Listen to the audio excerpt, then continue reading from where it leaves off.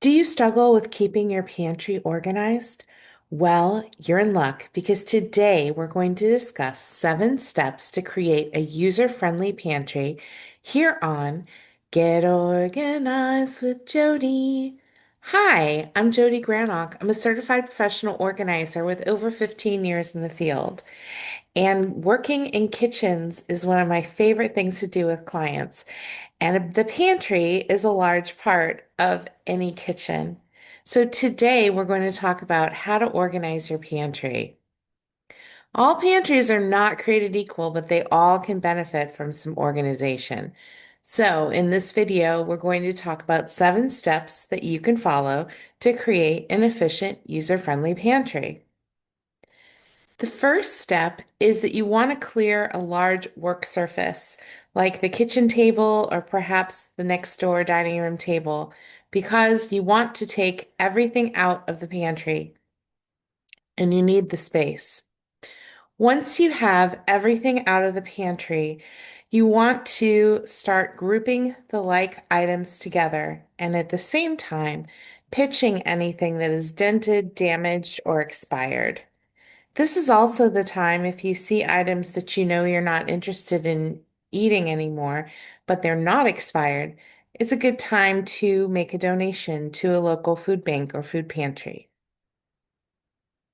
Once you've grouped everything together and you're ready to start putting things back in the pantry, think about the things you use and how often you use them, because you want to store the items that you use the most at eye level. And the things that you use less often could be up high or down low. Think about the weight of the items when you're making that decision because you want to place the heavier items on the lowest shelf of the pantry or even on the floor.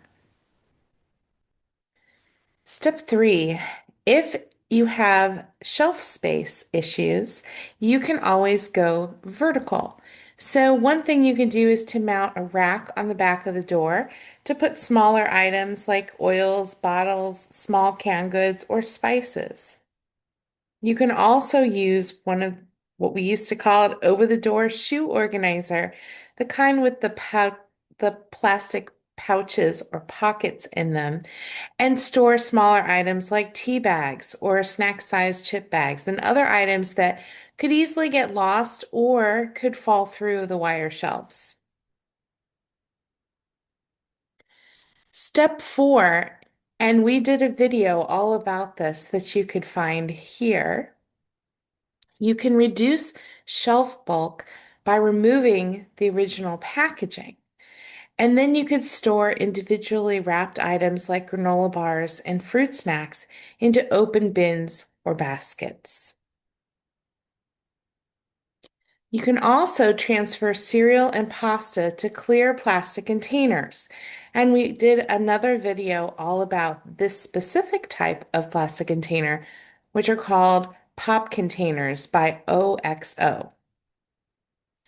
They save space, they preserve freshness, and they make it easier to see when you're running low on an item so that you can replenish your supply before you run completely out.